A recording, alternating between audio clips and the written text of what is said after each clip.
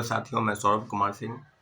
और लगातार जिस विषय की चर्चा हो रही है वह बिहार में शिक्षक बहाली के मुद्दे को लेकर। और अभी आज जो हम आपको बता रहे हैं ये स्पेशल जो चीज़ें हैं जो लगातार कंट्रोडिक्शन थी और बीपीएससी के साइट पर कई चीज़ों का हवाला देकर ये कहा जा रहा था, खासकर चेयरमैन की तरफ से,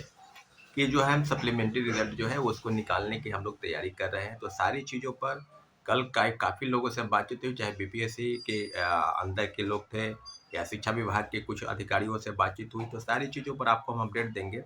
इतना ज़रूर है कि बीपीएससी के चेयरमैन जब से चेयरमैन बने हैं तो खासकर ये शिक्षक बहाली के मुद्दे पर, जैसा कि बीपीएससी का इतिहास रहा है कुछ दिन पहले तक गया 66वीं 67वीं जब पेपर लीक हुआ, तो सारी चीज़ों पर बीपीएससी में पेपर लीक होना, क्वेश्चन बुकलेट का आंसर कॉपी बांटना, ओएमआर शीट में गड़बड़ी होना,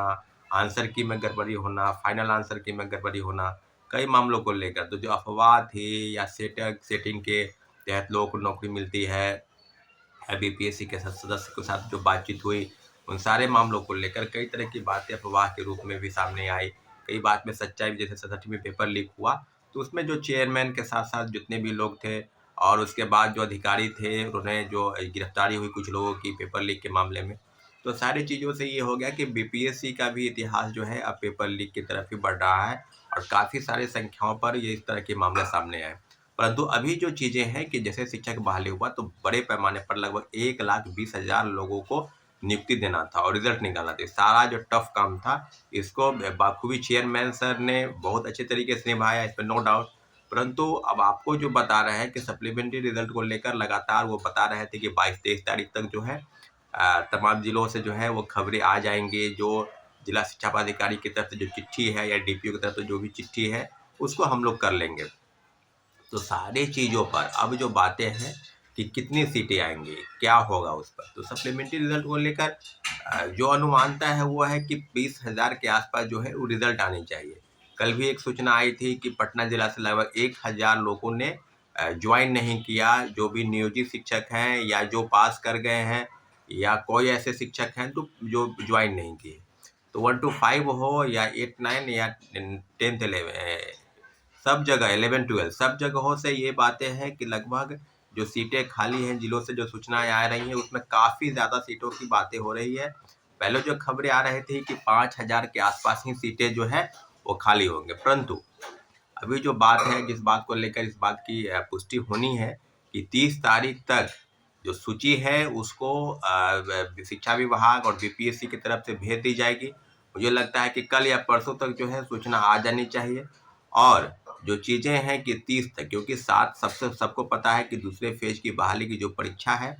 वह 7 दिसंबर से शुरू होगी। तो अगर 7 दिसंबर से पहले अगर रिजल्ट नहीं निकलता है तो फिर इस रिजल्ट का कहाँ कोई औचित्य नहीं रह जाता, इस रिजल्ट के कोई मायने नहीं रह जाते हैं। इसलिए सप्लीमेंट्री रिजल्ट आना बहुत ज़रूरी है और सारे मामलों को लेकर हम लोग बीपीएससी के हवाले से बीपीएससी चेयरमैन के बातों पर भरोसा करते हैं, उनके ट्वीट पर भी भरोसा करते हैं। उन्होंने कहा था कि हम जब फिल्टर कर रहे हैं, ये पिछले अक्टूबर की महीने की बात उन्होंने कहा था, लगभग 25 या 26 अक्टूबर को एक ट्वीट आया था या प्रेस के माध्यम से भी बता रहे थे कि हम जो फिल्टर कर रहे हैं, जो रिजल्ट में धांधली, जो लोग गलत सर्टिफिकेट करके नियुक्ति पा लिए हैं उनको फिल्टर कर रहे हैं, जो नियोजित शिक्षक हैं कितने ज्वाइन नहीं किए उनको देख रहे हैं। तो सारी चीज़ों पर अगर हम अवगत होंगे तो 1 या 2 सप्लीमेंट्री रिजल्ट निकाल सकते हैं। तो हम लोग उन्हीं के बात पर अभी तक भरोसा किए हैं और लगभग इसको लेकर आपको भी पता है लगभग 8-10 दिन तक भी प्रोटेस्ट हुआ। 4 दिन तक गर्दनीबाग के धरना स्थल पर हम लोग बैठे और निश्चित रूप से जो चीज़ें हैं, जो हमारे साथियों का भरोसा और विश्वास है कि बीपीएससी चेयरमैन सर जो कह रहे हैं उसको लेकर रिजल्ट भी कितनी है। अब कई लोगों का आता है कि मेरा कट ऑफ जो है इतना गया है, हम मिला चुके हैं। तमाम कैटेगरी के लोगों को, चाहे वो general, EWS, SC, ST, EVC, महिला कैंडिडेट या अदर जो भी है, तो अब महिलाओं के आरक्षण का लाभ जो है बिहार की महिलाओं को मिल रहा है, स्थायी निवासी को या किसी दूसरे प्रदेश की महिलाओं को 50% जो आरक्षण का लाभ है वो उसमें शामिल हो रहे हैं। तो सब चीज़ों पर जो है ये कई तरह की बातें हैं, उसको लेकर उपापों की स्थिति लगभग मुझे लगता है कि 30 तारीख तक वो समाप्त हो जाएगी और 2-3 दिन के अंदर जो ओवरऑल जो डाटा है, क्योंकि जो अंतिम तारीख था शिक्षा विभाग की तरफ से कि आप 25 तक जो है ज्वाइन कर लीजिए एनी हाउ, परंतु कई हज़ार लोग ज्वाइन नहीं किए। कई जिलों से, पटना ही से कल 1,000 लोग ज्वाइन नहीं किए। कई जिलों से सूचनाएं आ रही हैं कि लोग ज्वाइन नहीं कर रहे हैं। मुझे लगता है कि नियोजित शिक्षक है वो इस इंतजार में थे कि उनको राज्यकर्मी का दर्जा मिल जाएगा अगर, तो फिर उनको इस परीक्षा के अलावा उनको राज्यकर्मी का दर्जा मिल जाएगा, तो कैबिनेट की मंजूरी का वो इंतजार कर रहे थे। और पिछले जो कैबिनेट की बैठक हुई उसमें नियोजित शिक्षकों के लिए कहीं कोई चर्चाएं नहीं हुई, पता नहीं उनका फाइल, जबकि पहले से ये खबरें आ रही थी कि नियोजित वाले को राज्यकर्मी बनाने का दर्जा का जो है इस कैबिनेट से मंजूरी मिल जाएगी। बहरहाल सबको पता है कि नियोजित वाले के लिए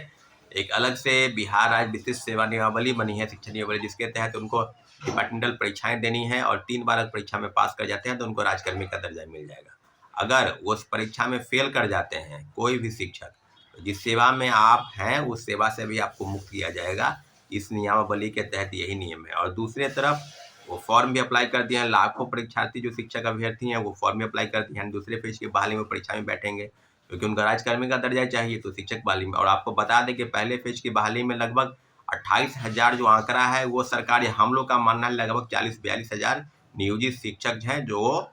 शिक्षक बने। तो सब चीज़ों पर ओवरऑल डाटा है कि सेकेंड जो मेरिट लिस्ट है वो अनुमानतः 30 तक आ जाएगा, 30 या 1, मतलब जो अगर कहा जाए यानी दूसरे फेज की बहाली 7 दिसंबर के पहले आपको सेकेंड मेरिट लिस्ट आ जाएगी। हम लोग का उम्मीद है कि 15,000 से 20,000 अगर जाता है रिजल्ट, तो ओवरऑल जो कैटेगरी के लोग हैं जिनका 1 नंबर या 2 नंबर या विभिन्न कैटेगरी के लोग की संख्या के आधार पर ये देखा जाएगा कि कितने नंबर, तो सब जगहों पर जो चीज़ें हैं उसमें कहीं न कहीं ये बात है कि 1 नंबर या 2 नंबर वाले इंतज़ार करेंगे, निश्चित रूप से उनका रिजल्ट आएगा। और ओवरऑल जो चीज़ उसमें है कि जो चीज़ें सेकेंड मेरिट लिस्ट के अलावा भी बहुत सारी चीज़ें हैं, अगर सीट खाली रहती है तो थर्ड मेरिट लिस्ट आएगा।